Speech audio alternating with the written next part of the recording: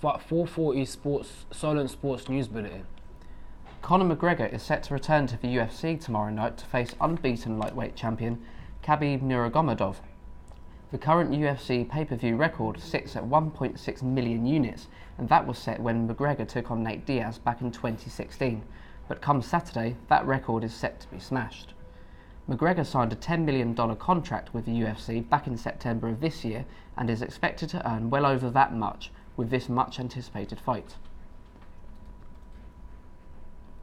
December 1st, fight between Tyson Fury and Deontay Wilder sold over $1 million worth of tickets in just 25 minutes.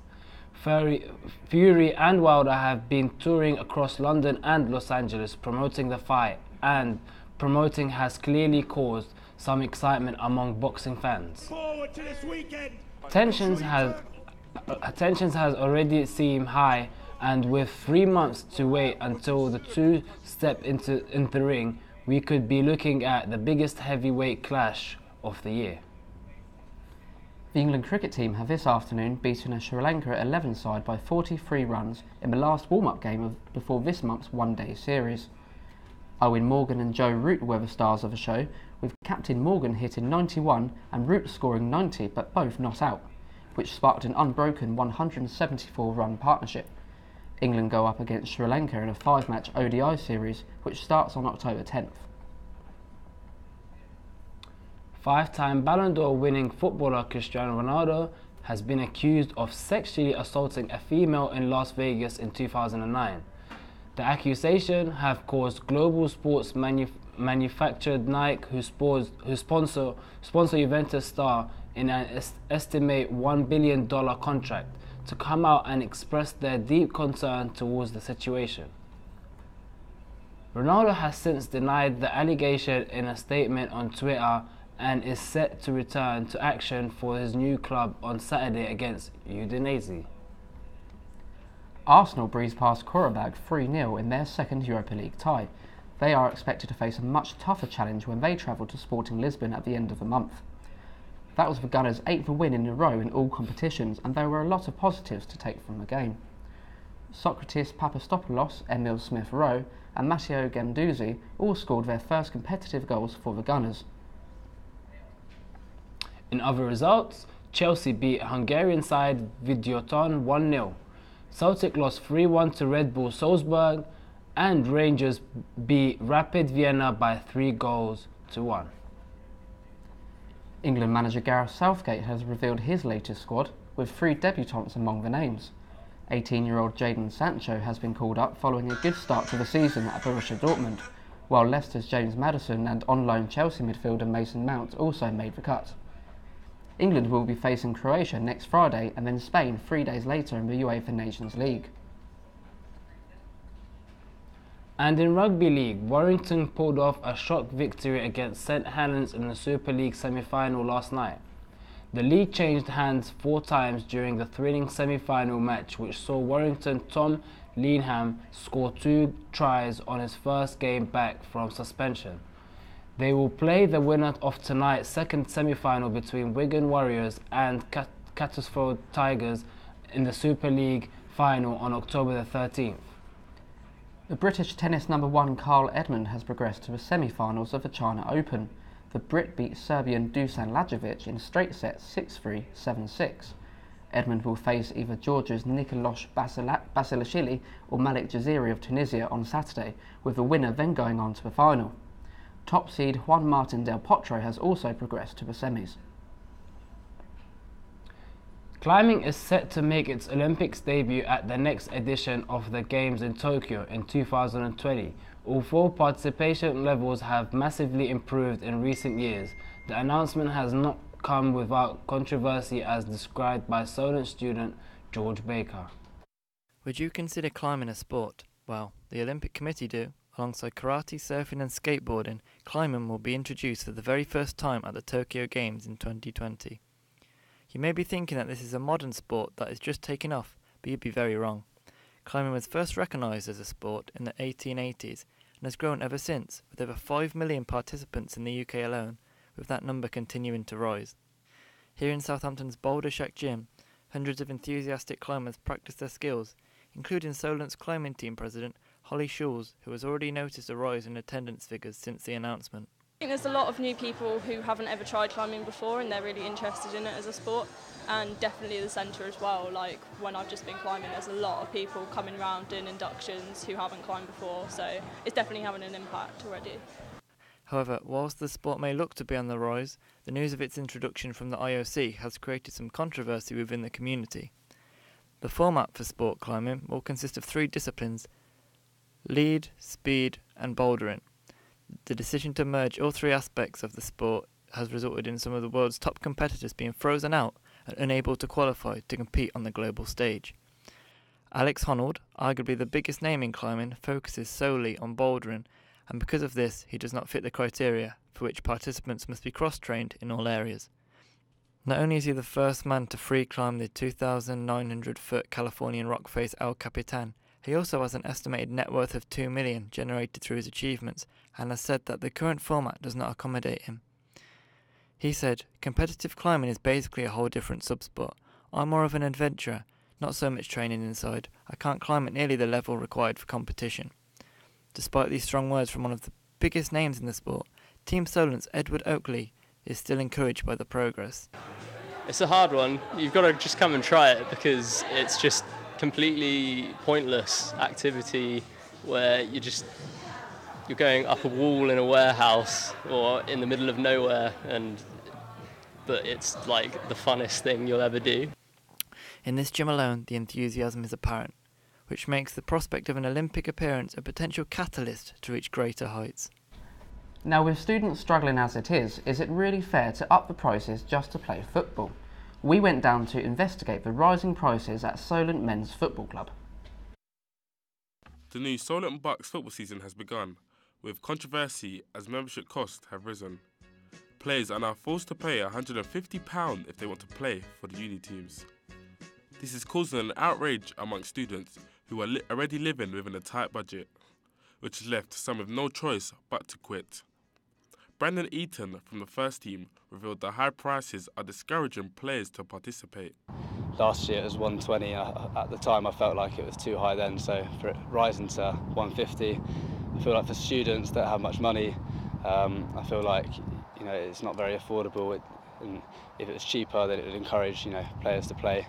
The uni obviously want to do well and compete in the Bucks League, so you want to have kind of as many players as possible available to pick from.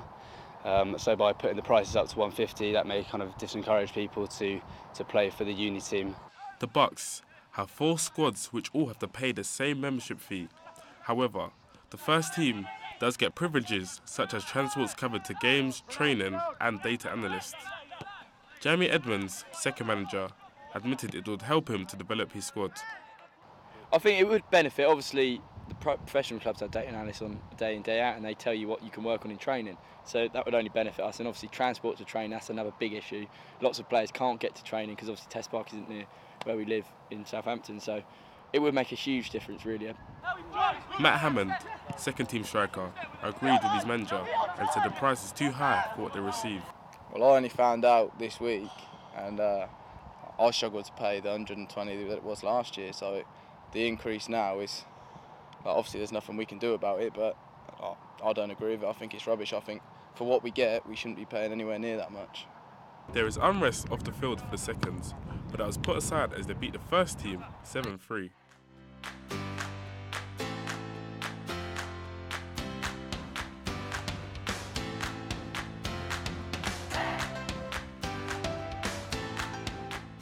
Liam Dell, head of Solent Sport, was unavailable to comment on the matter.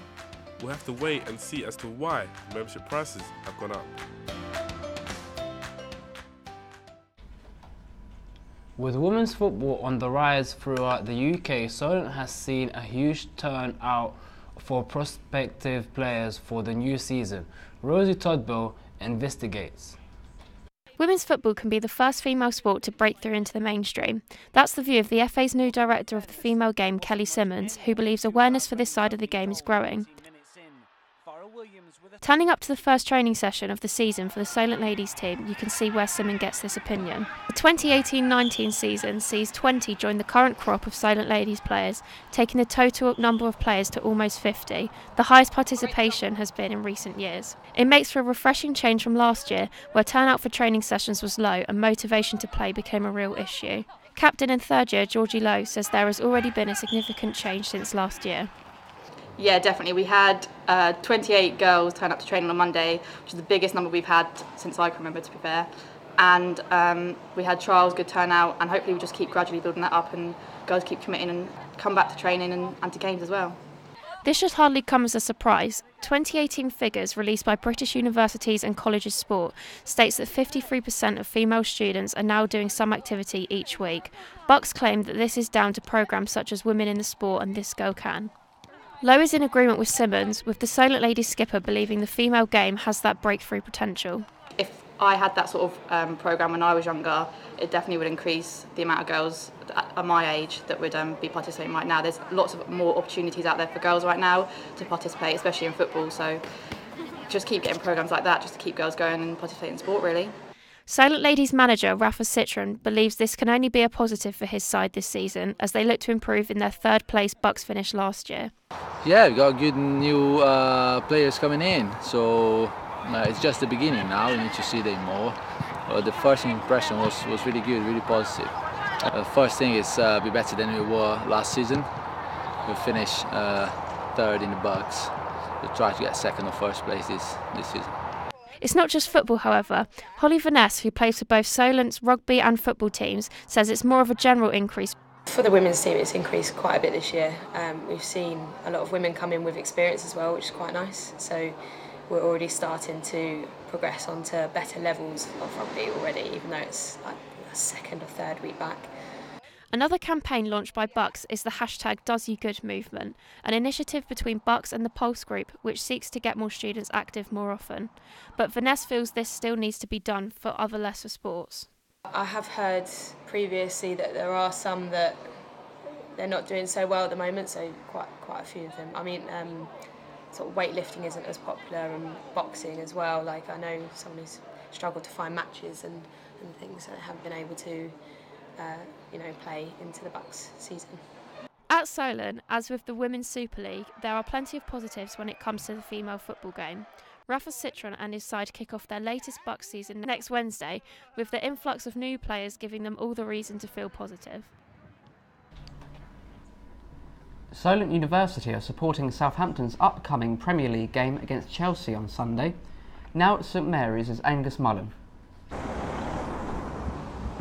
Hi, I'm Angus Mullen and I'm with Southampton Solent University for Solent Sports News, and I'm currently outside Southampton Stadium, St Mary's. Southampton have recently renewed their partnership with Solent for the 2018-2019 season, which will see the university join ranks with Under Armour, Carlsberg and Virgin Media. Yeah, Angus, can you tell us, how does that benefit the university and the Southampton Football Club? Well, in the past, a few years back, the club and the university, they agreed that there would be matchday experiences and matchday tickets given out to speciality courses such as our own as sports journalism, and the move has been praised by members of the community as driving a good ethos for the members of society around the area. How will Southampton Football Club promote this sponsorship package over the duration of a weekend, and perhaps even further? Is this a test run? Because I did not know this. There was no info, sorry, about this kind of Angus, question. how would the students benefit from this deal? For the speciality courses such as our own sports journalism and the other of course Solent courses, the matchday experiences such as last year, a few members of the course were able to go to Southampton matches, into the press area, into the press boxes, and to meet the players. And it's expected that again this year that will be the same, as well as Southampton will be allowing access into the the score's going to be on Sunday. I think Chelsea are going to blow them away. I don't think it's going to be fun, mate. Very much for being with us. Cheers, mate. That's all for now. We'll see you back here next week. In the meantime, you can follow us on social media at Solent Sports News on Twitter, on Facebook, Instagram too. Thank you and see you then.